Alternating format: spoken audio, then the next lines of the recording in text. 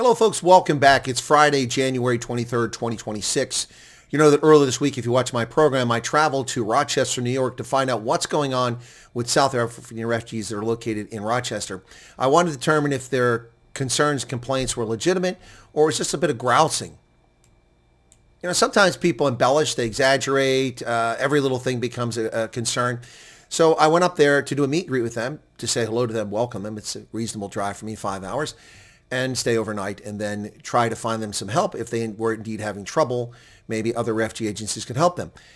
And a very strange situation, I came across other refugees who were from Afghanistan and other countries who were also treated abysmally, according to what they told me. I contacted Church World Services, unrelated to Rochester, but about RSC and their role in the summer of last year as a media person to their media contact. They completely ignored that.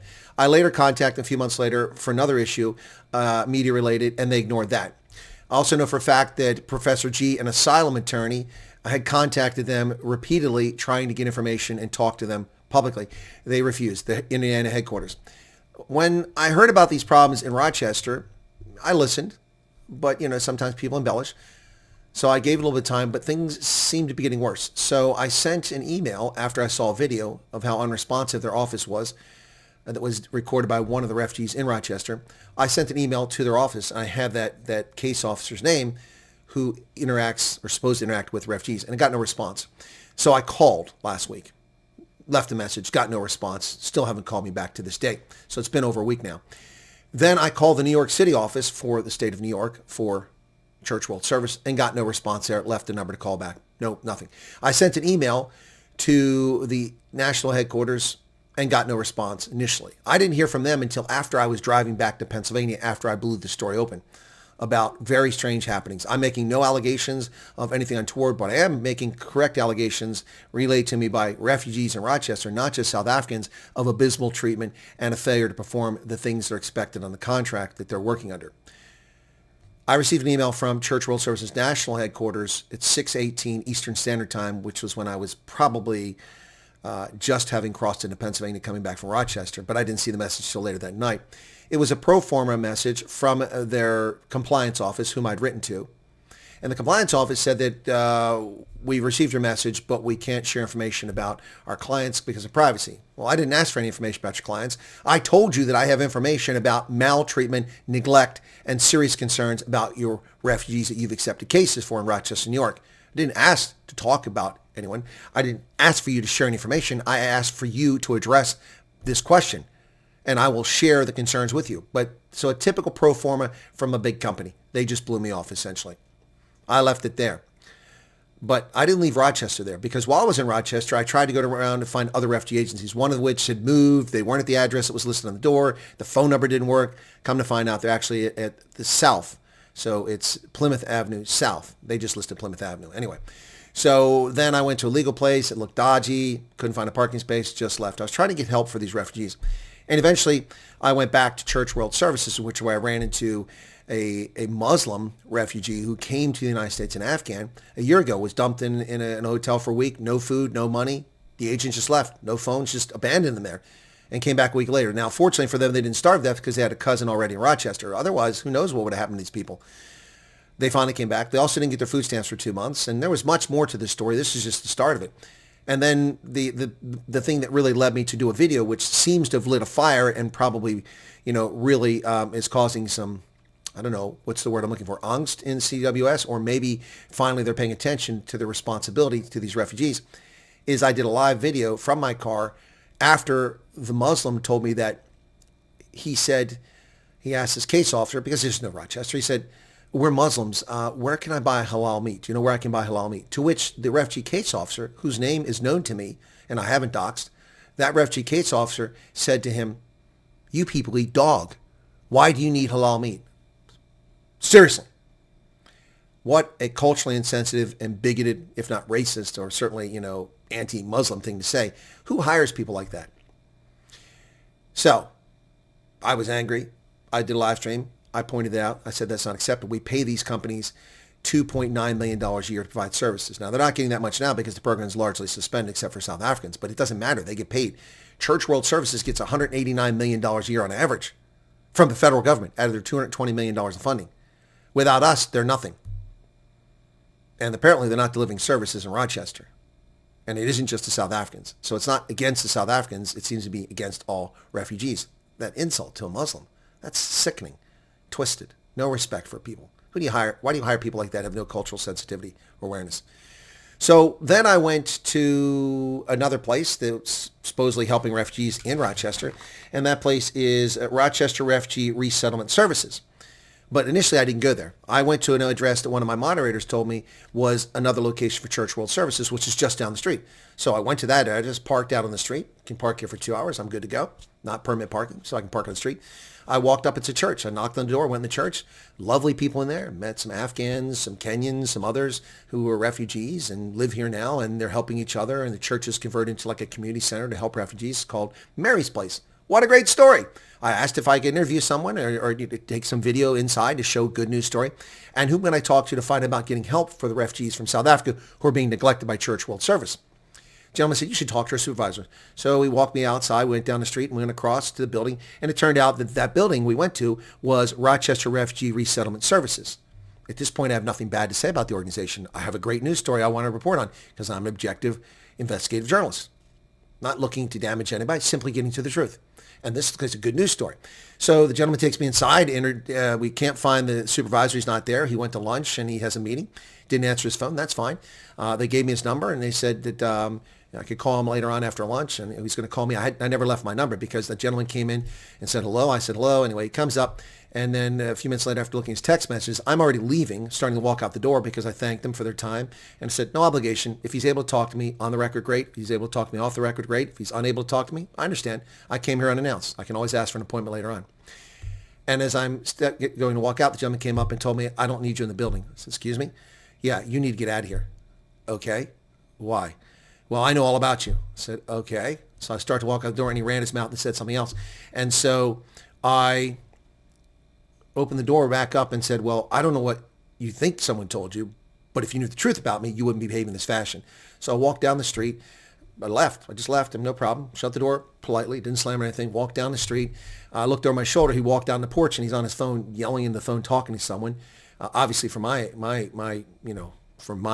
benefit that he's yelling at somebody on the phone to tell him what's going on. And he's running his mouth saying crap about me, and I can hear him. The sound carries this wintertime. And so I turn around and he's like, yeah, fuck off, fuck you, fuck off, fuck back to Pennsylvania. Who the fuck are you? Get the fuck out of here. Well, I'm an American citizen, Rocco. I'm an American citizen, native-born American citizen, been here since 1621, my ancestors. So I don't know when your ancestors got here or when you got off the boat or how you got here, but where do you get off talking to me like that? And all you've done now is raise suspicion about that organization, which I thought was perfectly legit, and I'm not claiming they're not. And once again, I open the invitation to Mike, the director there, is welcome to an interview with me.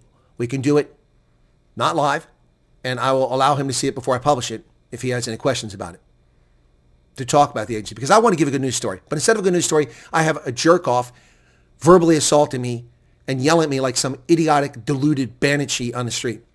So I record a video. Hey, some guy down here's yelling at me, profane, trying to intimidate me on the streets of Rochester. For what?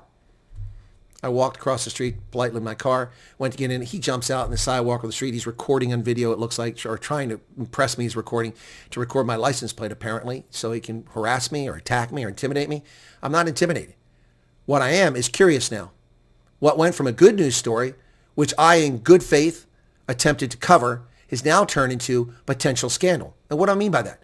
Well, among the things I discovered, besides the cultural abusive and vulgar behavior towards Muslims and towards South Africans that I discovered, another thing I didn't tell you is one of the families arrived and their case officer told them right away, well, this isn't a red state, so you don't expect much support.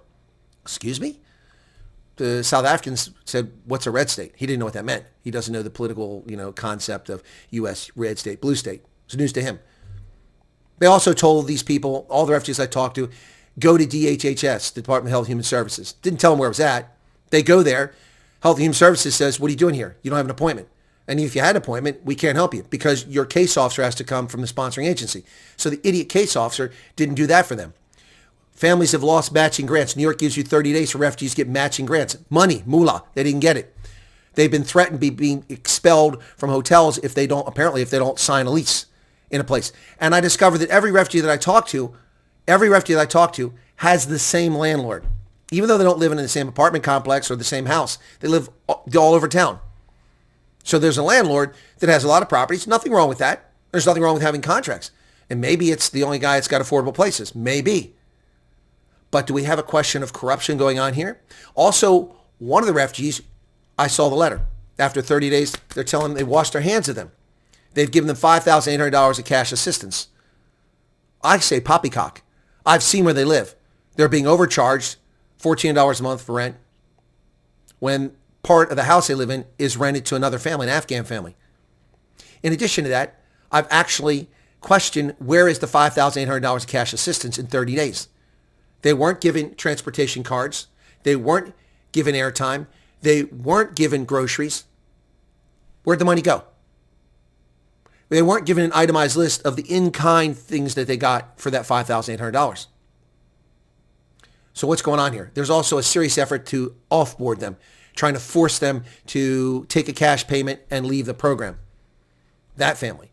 So there's something very strange going on here between potentially where they're putting people at, where the money's going, not making claims. These are questions that need to be answered by Church World Services, Church World Service, but they're uninterested in answering these questions. So here's today's update. After all of that, after neglecting these refugees ever since they arrived in December and throughout January, all the refugees, every one of them had the same story.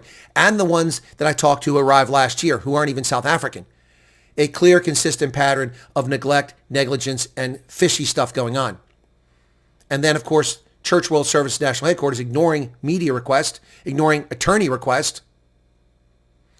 Suddenly, today, Church World Service national representatives contacted a refugee who felt the need to flee from Rochester. He fled from South Africa as a refugee, came to America, and had to flee from there to Idaho.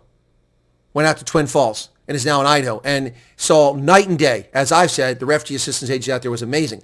They took on his case, even though they don't get the money. And they're helping him, even though they don't get the money. But Church World Services contacted this refugee today in Idaho and profusely apologized and asked what happened, what's going on, what were the problems. They suddenly care, but only after an independent journalist exposes something going on. They ignore the very people they're supposed to help repeatedly. They don't answer their phone. They hang up on people, and they ignore me until it's exposed that something is wrong. Why do these agencies not fulfill the terms of their contract? Why do they have to have investigative journalists looking into what they're doing? It seems like a fair question. Inept leadership, incompetent staff, corruption, all of those things, I don't know. But Church World Service, it's time to pull the curtains back and expose the sunshine. It's the best antiseptic.